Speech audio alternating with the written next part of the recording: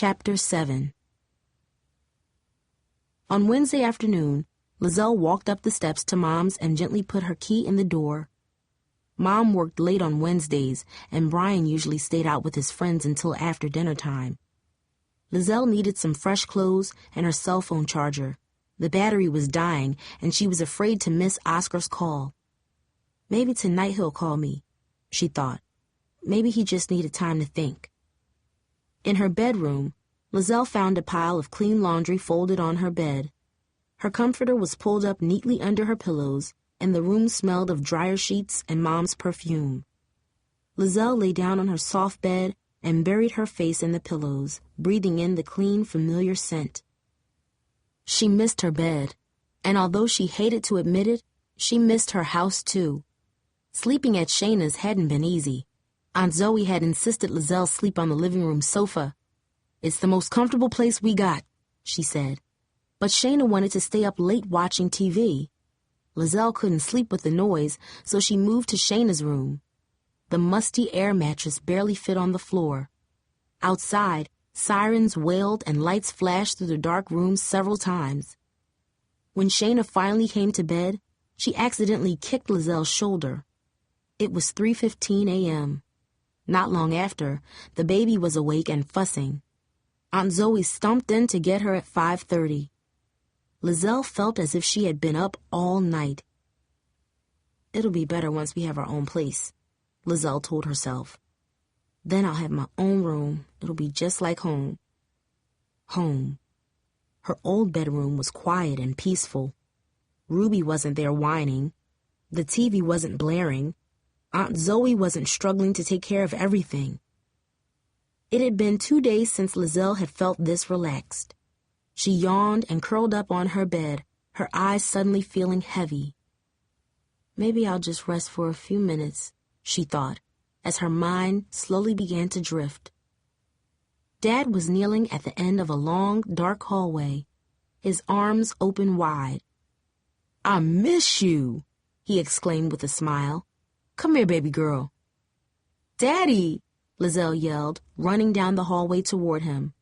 But as soon as he saw her, Dad's face changed into an angry grimace. He grabbed her hard by her shoulders and began to shake her. "What did you do?" he growled. "What's wrong with you? You've always been a burden. I never wanted you. Hear me? I don't want you." He pushed her aside and stormed down the long, dark corridor. "Daddy!" Liselle pleaded. She followed him into the darkness and emerged onto a familiar porch. She grabbed his shoulder. "Please don't leave me," she begged. He turned, but when he faced her, he was no longer her father. Oscar stared back at her with the same angry expression. "You heard me, girl," he hissed, pushing her away. "I don't want you."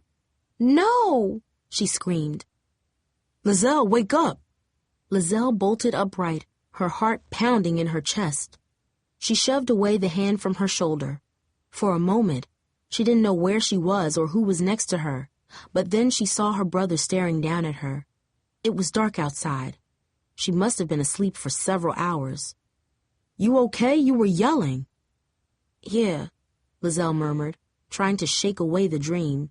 "What are you doing here?" "What are you doing here?" Brian answered. "I've been home for like an hour. I didn't even know you were here till you started hollering. You sure you're okay?" "I'm fine," she grumbled, shoving the laundry and her cell phone charger into her pink bag. "I just needed a couple things, that's all." Brian's face was serious. "Look, Liselle, why don't you just stay here? Mom will be home in a little while. She's real worried about you. She told me you're pregnant." "You ain't gotta worry about me, Brian," Liselle snapped. "I'm fine. Me and Shayna, we're getting an apartment. I'm gonna be on my own." Liselle watched her brother carefully. She felt proud to tell him she was moving out. She wanted him to be jealous. "Shayna?" Brian replied with surprise. "Why would you want to live with Shayna?" "Because," Liselle answered sharply, "she wants to live with me. We're going to help each other out." "No offense, but she ain't the most responsible girl in the world. You really want to live with her? Besides, you're only 16. How you going to pay for an apartment and with a baby on top of it?" Liselle wondered the same thing, though she wouldn't admit it to Brian. She had tried to talk to Shayna about her fears. Shouldn't they be looking for jobs and a place to live? Each time she brought it up, Shayna got annoyed. "Girl, stop stressing," she would say, turning up the volume on the TV. "We got plenty of time." "You're just jealous 'cause you gotta stay here with Mom," Liselle snapped, hoping to change the subject. "Look, Liselle," Brian began, sitting on the bed next to her. "I know we don't always get along, but can we be real for a second? You're gonna have a baby. You gotta start thinking about what's best for the kid." "I am," she insisted. "What about the father? He's gonna help you out, right?" Liselle shrugged. "I think so," she said. "Yeah, he's gonna call me today." "He better do more than call you," Brian replied, his voice suddenly angry. "He's about to be a father. Kids need a father. It ain't right the way guys bail on their kids around here. It makes me sick." Liselle had never heard her brother sound so serious before. His eyes flashed with a cold hostility. "Yo, if you need me to talk to this guy for you, just tell me, Liselle. I'll teach that boy a lesson." "I don't need you to do anything for me, Brian," Liselle said. "Promise me you're going to stay out of this." Brian nodded and stared out the dark window, his hands clenched into tight fists. Liselle liked that he was being protective, but part of her was frightened of the anger in his eyes. She knew about his temper, the same anger that got him kicked out of Bluford. "I saw Dad," she admitted quickly, trying to change the subject. "I went to his place the night I left. He told Mom to come get me. He didn't want me there." Brian shook his head, a look of disgust on his face. "That man," he grumbled. "I could have told you he'd do that. No offense, girl, but you've always had a crazy story in your head about Dad. Like he's Santa Claus or something. Yeah, he's like Santa, all right, only showing up once a year with presents like we're supposed to be all happy 'cause he bought us stuff. That ain't a father if you ask me. A real father spends time with his kids. A real father will help Mom out." "I know," Liselle said weakly. "I guess I just thought, I don't know, I guess I thought I could change his mind, like I could make him want me." Brian looked at her thoughtfully. "You can't make nobody be nothing they ain't," he said. "People are who they are, Liselle. If they act like fools, you should believe them, not try to change them or pretend there's something else." Liselle listened carefully to her brother's words. She thought about Oscar. Up till now, he hadn't given her much reason to believe he would stand by her side. Did that mean she should just give up on him? "People can change sometimes," she said.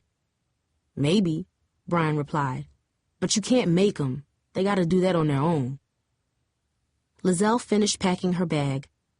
"I gotta go," she said reluctantly. "Don't tell Mom I was here, okay?" Brian shrugged. "Sorry I grabbed your arm the other night. I just got mad, you know?" "Yeah," Liselle replied. Outside, it was starting to rain again. Liselle sighed wearily, wishing she didn't have to make the long trip back to Shayna's. Brian handed her a crumpled $20 bill. "Just take it. Be safe. I'm that baby's uncle. Remember that," he said as she walked down the stairs and into the rain. On Thursday night, Aunt Zoe announced she was going out. She emerged from her bedroom dressed in a shiny blue skirt and matching top. Her hair was pressed smooth, and her lips shined with pale red lipstick. Her pointy black shoes clicked on the wood floors. "Girls, I'm going to dinner," she said. Liselle was surprised at how pretty she looked. Usually she had a burp cloth draped over her shoulder or a stained apron tied around her waist. Her eyes seemed to sparkle with energy. "You look nice," Liselle said with a smile. "Thank you," she replied proudly. She glanced at Shayna, who was rummaging through the refrigerator. "It's been quite a while since I've gone out. I'm having dinner with my friends from church. We might even go to the movies. You girls will have to put Ruby to bed tonight." Aunt Zoe looked at Shayna and sighed. "But maybe I should cancel. Ruby's been fussy today." "She's fine, Ma," Shayna said quickly. "Don't worry, we got it. Right, Liselle?" "There's a bottle in the fridge. Warm it up and feed her before bedtime. I'll have my cell phone on all night if you need me. The number's on the fridge." "Have fun," Shayna exclaimed, her voice oddly cheerful. Shayna flashed a quick grin at Liselle, as if they were sharing a secret, though Liselle didn't know what it was. "Yeah, have fun," Liselle replied, looking at the baby nervously. Ruby was sitting on the floor, a rattle clutched in her small hand. Liselle had never taken care of a young child before, or any child for that matter. For the past few days, she had actually avoided Ruby. She tried to pay attention to all that Aunt Zoe did to care for her, but in truth, it seemed overwhelming. Boring even. Bottles, diapers, food, bathing. She was amazed at how much her aunt did. Sometimes it seemed as if she didn't stop moving all day. "Shayna knows what to do," Liselle assured herself. "It's only for a few hours. Besides, maybe me and Shayna can talk about where we're going to live." But as soon as her mother left, Shayna jumped up from the couch and disappeared into her room. She returned a short time later, wearing a snug skirt, black boots, and a shiny black top that plunged low on her chest. She put a hand on her hip and arched her back the way models do at the end of a fashion runway. "How do I look?" she asked Liselle with a mischievous grin. "Good, I guess," Liselle replied uncertainly. "Why you all dressed up?" "You gotta cover for me, girl. I'm going out." "Going out?" Liselle repeated nervously. "What you mean, Shayna?" She watched as her cousin slipped on her puffy red coat and fixed her lipstick in the mirror. "But we gotta watch the baby." "I won't be that long," Shayna replied, flashing her a smile. "Besides, you need the practice, right? You're gonna have your own baby soon enough." Is she kidding? Liselle wondered. Shayna grabbed her cell phone from the coffee table and kissed Ruby on the head. Ruby smiled and tried to grab the zipper on her mother's coat. "Bye, baby girl," Shayna said. "Shayna, you can't just leave," Liselle repeated, her voice rising in fear. "I can't take care of her by myself. She don't even know me. I think I make her nervous." "Don't be stupid," Shayna answered. She sounded slightly annoyed. "Just be cool, alright? It ain't that complicated. Just give her a bottle and put her to bed. I'll be back before you know it." "Shayna, wait," Liselle pleaded, following her to the door. "I got a bad feeling about this. Seriously, you should just stay here. I thought we could look for apartments. We barely talked about how we're going to get our own place. If you want to see your friends, maybe me and your mom could watch Ruby Friday night or something." Shayna chuckled bitterly. "Look, Liselle, just do me this favor. You don't understand." "Understand what?" "What it's like for me," she confessed. For a moment, Shayna looked sad. Her forehead wrinkled, and she shook her head as if she was trying to shake away a thought. "I want to go out, Liselle, all right? You owe me anyway. I am letting you stay at my house, right?" "Yeah," Liselle answered. She didn't like the way her cousin was talking to her. "I guess." "I'll see you later. Just be cool, all right?" Shayna grabbed her jacket and headed down the hallway. Liselle turned to face Ruby, who was still sitting on the floor. She looked up at Liselle, her brown eyes wide and slightly nervous. "It's okay," Liselle said, forcing herself to smile. "We'll be all right." Ruby rubbed her eyes. A trickle of mucus dripped from her tiny nose. Liselle sat on the floor and put Ruby on her lap. Maybe Shayna's right, she thought, trying to calm herself. I do need the practice, I guess. It was 6:00 p.m. At 7:33 p.m., Ruby began to cry. It started softly with a sniffle and her small mouth curling down into a frown. She was sitting on the floor holding a stuffed puppy. She rubbed her eyes and let out a small cough. Maybe she's tired. I should feed her, Liselle thought. She took the bottle from the fridge and ran it under warm water the way Aunt Zoe did. Ruby crawled after her, bumping her head on the refrigerator. She let out a cry that morphed into a steady, loud sob. "It's okay," Liselle exclaimed, dropping the bottle in the sink. She scooped up Ruby. Tears streamed from Ruby's eyes. Liselle grabbed the bottle, which was still cold, and sat on the couch. She tried to get Ruby to eat, but the child squirmed away, arching her back in frustration. She looked at Liselle and let out a loud squeal. Liselle cringed. "What's wrong?" she thought. She tried to remember what she had seen Aunt Zoe do when Ruby would cry. Liselle pressed Ruby close to her and walked around the room, bouncing her gently. She put her in her crib and whispered, "Hush." She tried to give her the bottle again, but no matter what she did, Ruby kept crying. Sweat dripped down Lizelle's forehead. Her head ached from the noise. Ruby clung to her shirt, her wet eyes pleading with Liselle. She was sweating too. "What's wrong with you?" she imagined Ruby screaming. "Why won't you help me?" "How's Liselle going to raise a child?" Dad's voice shouted in her head. "You know she isn't ready for no baby." Dad's words burned in her chest. In that moment, looking down at Ruby, Liselle knew they were true. More than ever, she felt lost, panicky. Her heart began to pound. The room began to spin. Ruby's cries grew steadily louder. "I don't know what to do," Liselle yelled in the empty apartment. She grabbed her cell phone and called Shayna, but her voicemail answered after only one ring. Liselle left Shayna a frantic message. Ruby began to wail. "Oh, please stop crying," Liselle pleaded.